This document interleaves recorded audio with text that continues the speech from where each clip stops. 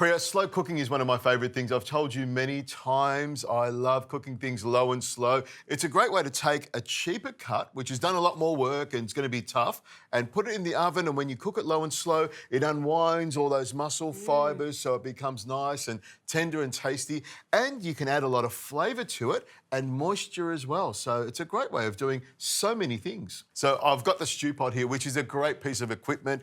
I've got several of these at home. I use them all the time. Enamel on the inside so it's non-stick. And you've got this cast iron on the outside.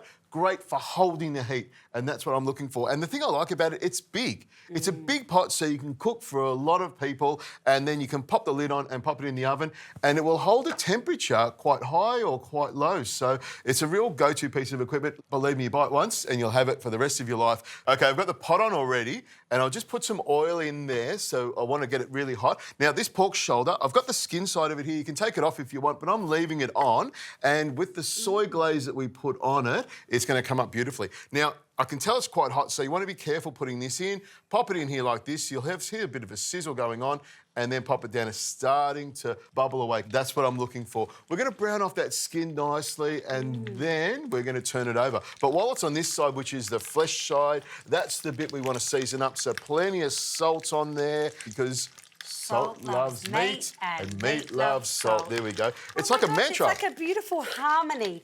So the next step is for us to sing it, and you be the low voice and I'll be the high voice, or we can swap. Pepper's really good on the pork. It gives it lovely flavour, and that's what I really like to put. Right. You're going to make the marinade for me that we're going to pour over the top of it. The marinade, the sauce, the flavouring agent that's going to make it nice. Chilli powder, you've got dried chilli there. You've got some honey, some soya sauce, maple syrup, vinegar, and some mirin. So pop it all in there and whiz it around. And while you're doing that, I've got these onions here that I'll just cut into large pieces. Now, because this is going to cook for 3 hours in the oven... Keep it chunky. Exactly. Keep it chunky, so they will cook down, but they won't fall apart and be really mushy. But they'll also be really good at giving out flavour. That's what we're after. Lovely. This is I love the way you do this. You just put lots of different flavours together and it makes this beautiful marinade. So I'm very excited to taste this one because there's a lot going in here. It's almost like I don't know what I'm doing. You know? Just almost like I don't know what I'm doing. Then you taste it and you're like, nah, he knew. He knew the whole time. Now, big red chillies here, lots of flavour, lots of spice, and I'll just slice them in half like that. Ginger I'll slice all the way through here. Now, the reason I like this pot is because I can brown stuff off in it and then cook the whole thing in the oven, which is one of my favourite things as well. Now, I'll just grab my big fork over here and then turn that over. You'll see we've got a nice bit of colour on that one, and it's pulled apart a little bit. That's what we're looking for.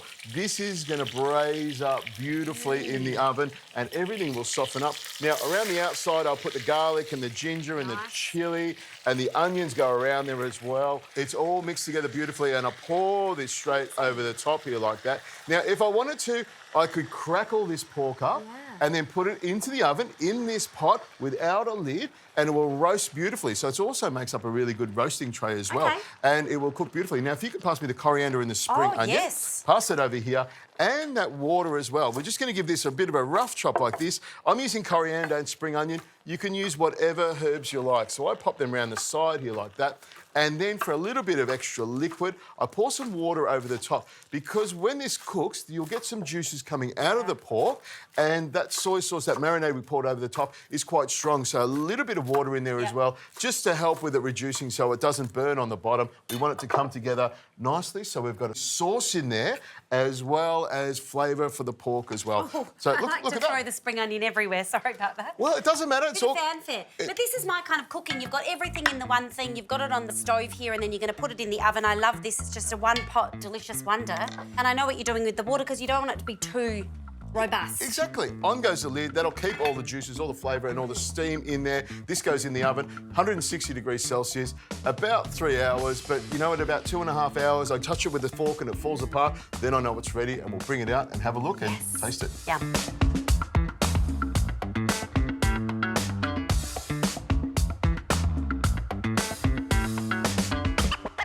And it's time to get it out. And I'm hearing sort of like the Star Wars voice. Richo, use the fork. Use the fork. There we go. Oh my gosh, what a you like dad that? joke. Good for you. And in we go like that. And then just carefully pop it over there.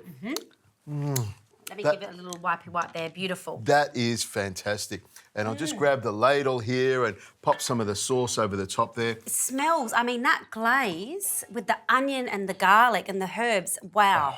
So good. Could you put noodles with this? Pull it apart and put it through noodles? Yes, you could very easily. You could serve it with noodles on the side. You can serve it with rice, potatoes, whatever you want, but it's all about that lovely sweet glaze all over it. And you can see it's nice and shiny as well. I'm going to have a little bit of a carve in here, just this little piece here. Oh, look at that. That just falls apart. Off. Just touch it and it falls apart. I'm going to hand this to you, Priya. Oh, so beautiful. I'll take it with my fingers, shall I? There we go. See how crumbly it is? I can. Very soft, juicy. That's what I'm looking for, a really delicate mixture. Now, a few spring onions on top there like that, and maybe a little squeeze of lime over the top there to make it even more acidic and flavoursome. You liking that? I am. I've got lime juice in my eye whilst I'm enjoying this deliciousness, but that is genuinely delicious, packed with flavour. I'm thinking you could put bok choy on the side, greens and... Green vegetables, rice, that sort of thing, potatoes. But I reckon with the back of a spoon, I could just push that down very gently, apply a little bit of force, and it would fall apart and relax into that juice. Perfect. Star Wars puns galore. You like that? Well done. Use the fork.